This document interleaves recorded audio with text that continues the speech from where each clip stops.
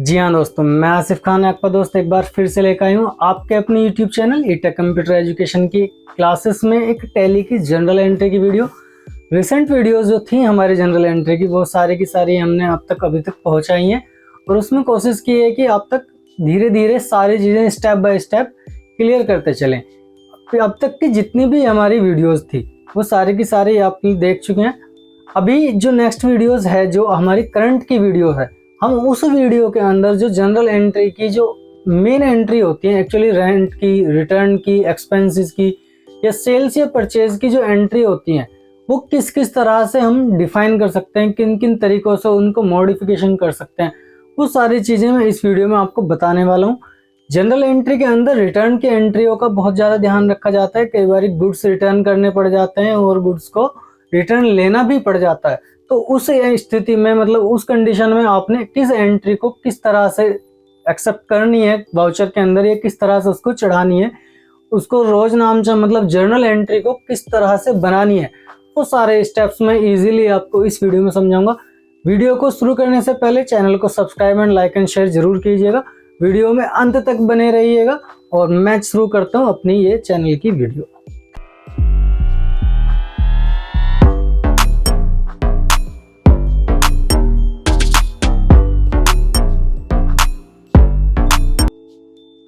जी हाँ दोस्तों, recent video जो थी हमारी वो थी इस जनरल एंट्री के बारे में कि जिसमें हमने बताया था कि ये सेल्स की एंट्री किस तरह से की जाती है। जनरल एंट्री का जो अकाउंटिंग का बेस है वो एक बहुत ही इंपॉर्टेंट होता है।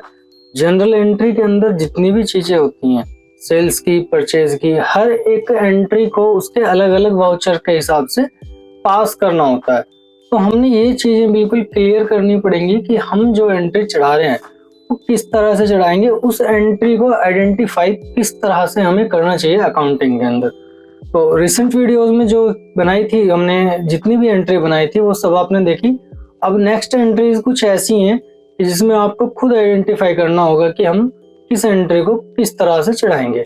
जैसे कि यहाँ पे हमने ये परचेज से रिलेटेड 4 एंट्रियां दी हुई हैं। Good purchase for cash, goods donate, और ये तुम्हारा goods are withdraw for personal use, good lost by fire. ये 4 एंट्री हैं हमारी परचेज से रिलेटेड होती हैं। अब इनमें हमने आइडेंटिफाई क्या करना है, जैसे कि अब जो नेक्स्ट एंट्री है वो है हमारी purchase account debit to cash, ये 20,000 की है। ये सिंपल सी एंट्री है, ये पहले भी मैं आपको बता चुका हूँ एक बारी, लेकिन ये बिल्कुल न्यू है। यहाँ पे हमने दिया हुआ है गुड्स डोनेट। मतलब डोनेट करने का मतलब होता है कि किसी चीज को दे देना, मतलब किसी को दान कर देना, या किसी संस्था को या किसी एम्प्लॉय को कुछ भी दान कर देते हैं। तो ये उस तरह की एंट्री है। अब एक्चुअली ये गुड्स डोनेट जो एंट्री है ये हमारी बनेगी कैसे, क्योंकि उसमें कुछ भी ऐसा नहीं है कि हमारे पास में आया क्या और गया क्या। डोनेशन का मतलब होता है दान होना। अब दान होने के मतलब ये तो है नहीं कि हम दान करेंगे तो हमारे पास पैसा आएगा, लेकिन डोनेशन जो है एक तरीके से हमारा खर्चा है। अब ये चीजें मैंने बताया था कि ये एक्सपेंसेस जितने भी होते हैं वो सब हमारे डेबिट ही होते हैं, चाहे वो इनडायरेक्ट हो चाहे वो डायरेक्ट हो। तो हमारा डोनेशन अकाउंट जो डोनेट हुआ है, मतलब हमने कोई भी एक 20 रुपए की या 20,000 की या 1 रुपए की वस्तु भी अगर किसी को दान दी है तो वो हमारे खर्चे में लिखी जानी है, कंपनी के अंदर लिखी ही जाएगी। तो हम उसको एंट्री को कैसे बनाएंगे, गुड्स डोनेशन, मतलब या तो डोनेशन या फिर गुड्स डोनेशन। डोनेशन अकाउंट के नाम पे आपने 20,000 रुपये चढ़ा दी क्योंकि ये हमारा खर्चा था। लेकिन ये जो डोनेशन हुआ है ये कहाँ से हुआ है, ये बैंक बैलेंस से हुआ है या हमने कैश डोनेट किया है या हमने जो कंपनी के अंदर माल खरीदा हुआ है उसमें से किया है। तो ये गुड्स डोनेट जो हुआ है, क्योंकि यहाँ पे खाली डोनेशन का नाम नहीं है, डोनेट है लेकिन उसके साथ में गुड्स है। तो गुड्स का मतलब है कि हमने जो माल खरीदा था उसमें से हमने गुड्स डोनेट कर दिया। भाई ऐसा तो होगा नहीं कि अगर हमने किसी को तेल दान करना है, मांगने आ जाते हैं कई बारी कि हमने किसी को तेल दान करना है या अन्न दान करना है, तो हम उस अन्न को खरीद के दान करेंगे। अगर ज्यादा मात्रा में है तो खरीद के दान करेंगे। अगर कोई भिखारी या कोई मांगने वाला हमारे दरवाजे पे आ जाता है तो हम उसको कटोरी भर के ही दे देते हैं। तो वो कहाँ से देते हैं, वो उस गुड्स में से देते हैं जो उसके पास में अवेलेबल होता है। ठीक है, तो इसलिए हम इस एंट्री को donation account debit to purchase account के नाम से बनाएंगे। ठीक है दोस्तों, फिर नेक्स्ट है goods are withdraw for personal use. मैंने बताया था कि जब भी आप पर्सनल यूज के लिए किसी भी एंट्री का यूज करेंगे, अगर आप बिजनेस के लिए यूज कर रहे हैं तो ड्राइंग का यूज नहीं होगा, लेकिन अगर आप उस वस्तु का यूज अपने पर्सनल अकाउंट के लिए कर रहे हैं, सपोज आपकी एक किराना की दुकान है और आपने घर के लिए चीनी चाहिए, तो आप क्या करेंगे, किसी दूसरे की दुकान से थोड़ी ना खरीदेंगे, अपने ही दुकान से ले लेंगे, वे डिब्बे दे दो चीनी ले आओ, ठीक है। तो उस चीज को हम आहरण बोलते हैं ड्राइंग को, और ड्राइंग का जो सिस्टम होता है वो सारा हमारा यही होता है। ड्राइंग से हम क्या करते हैं कि गुड्स विड्रॉ कर रहे हैं, कहाँ से, परचेज से, जो हमने कभी खरीदा था, ठीक है। Goods withdraw for personal use, तो एंट्री क्या बनेगी, drawing account debit to purchase account, 1000 का हमने ड्राइंग ले लिया। नेक्स्ट एंट्री आती है गुड्स लॉस्ट बाय फायर, मतलब जो भी माल हमने गोडाउन में था वो खराब हो जाता है या उसमें आग लग जाती है, तो इसमें क्या हुआ, नुकसान हुआ, तो ये एक लेजर बना हमारा लॉस्ट बाय फायर।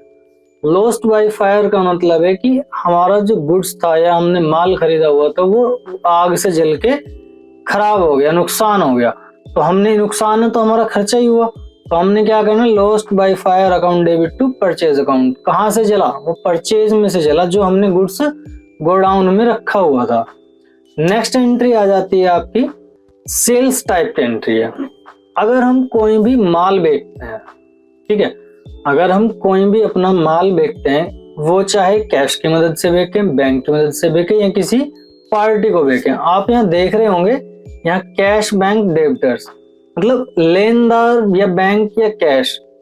अब हम जो माल बेचते हैं वो तो सीधी सी बात है हमारे पास से जा रहा है, लेकिन वो नगद रहा है या बैंक की मदद से, चेक के माध्यम से, या फिर नाम, यहाँ डेबिटर्स का मतलब हो गया नाम, नाम का मतलब होता है उधार। इस चीज का हमेशा ख्याल रखना कि जहां पे भी डेबिटर्स या नाम आ जाए तो वो एंट्री कैसी हो जाती है, वो हो जाती है एंट्री उधार की। तो हमने नेक्स्ट पे चले गए, तो एंट्री थी हमारी goods sold to Ravi with cash, मतलब हमने माल बेचा इसको, रवि को, तो हमने कैश की मदद से माल बेचा, ये हमें दिख रहा है हमने कितने रुपए का माल बेचा, 15,000 रुपए का, तो हमारे पास में कैश आया और हमारे पास से सेल्स हो चुकी है।